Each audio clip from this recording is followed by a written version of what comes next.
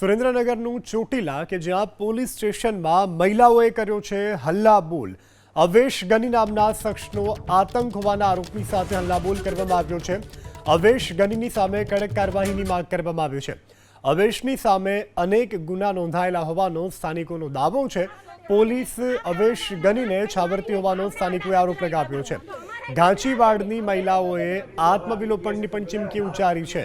તો ચોટીલામાં અવેશ ગની નામના શખ્સનો આતંક હતો, જેને લઈ અને મહિલાઓ રોષે ભરાય। છેલ્લા ઘણા સમયથી પોલીસ તેને છાવરતી હોવાનો પણ મહિલાનો આરોપ છે।